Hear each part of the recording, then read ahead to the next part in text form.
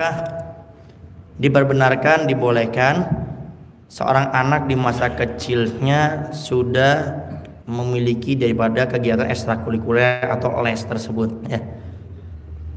Les itu adalah pelajaran tambahan. Di saat seorang orang tua melihat anaknya butuh tambahan, maka harus diberikan dan tidak menjadi masalah. Yang penting di saat kita memberikan les itu, kita harus juga mengingat masa itu adalah masa untuk bermain mereka. Sehingga Al-Fakir saya selalu menekankan sama para orang tua, jangan terlalu keras sama anak. Tegas, iya, cuma jangan sampai tegasnya Anda sampai mengorbankan masa kecil mereka. Udah kamu harus gini, kamu harus gini.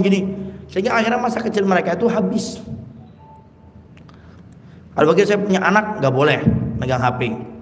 Kalaupun harus ngeliat HP, itu HP-nya gak boleh dipegang.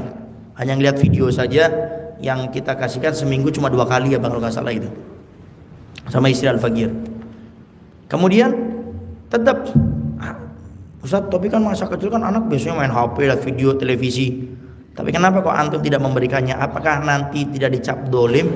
Dolim kalau saya menghilangkan masa bermain mereka. Tapi saya mengganti. Saya nggak kasih HP karena itu merusak untuk anak saya semenjak kecil. Saya mengganti TV, saya tidak berikan kepada mereka. Kalau pernah main ke rumah saya nanti suatu saat, lihat di rumah saya itu TV ada, tapi nggak pernah saya nyalakan.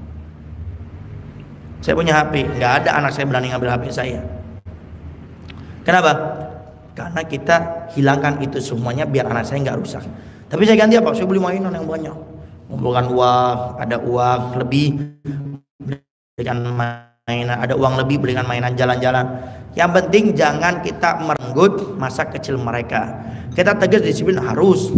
Karena Nabi menceritakan ada orang tua masuk surga dicegah sama anaknya ke neraka gara-gara semenjak hidup anaknya itu tidak pernah diberikan pendidikan agama, dan pendidikan agama itu dikenalkan semenjak dini.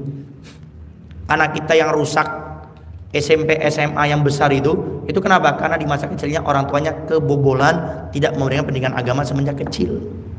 Makanya sebagian ulama mengatakan mendidik anak di masa kecil itu seperti mengukir di atas batu-batu itu, kita coret apapun kelihatan jelas, gampang maksudnya. Tapi mendidik anak di masa besar itu sulit seperti mengukir di atas air, nggak bisa. Artinya apa? Berat sekali. Makanya Anda para orang tua yang sudah telanjur tidak memberikan pendidikan anak di masa kecil, Anda harus super ekstra sabarnya, super ekstra disiplinnya. Kenapa? Karena Anda suruh siapa tidak memberikan pendidikan agama semenjak kecil. Ada orang tua suka bilang gini, Beb, nggak apa-apa lah Beb, masih kecil. Tapi nanti kalau sudah besar rusak, jangan salahin anak Anda. Kita punya guru-guru luar biasa. Abu Bebasan Baru, Sasiga Baru yang cerita. Saya ini anaknya Abu Bebasan Baru di pondok pesantren. Kalau santri dipukulnya 1, saya dipukulnya 2 kali lipat. Santri 2, saya 4. Santri 4, saya 8. Santri 8, saya 16. Kenapa orang tua saya seperti mendidik saya semenjak kecil? Nah, sekarang coba lihat Sasiga Baru bagaimana itu.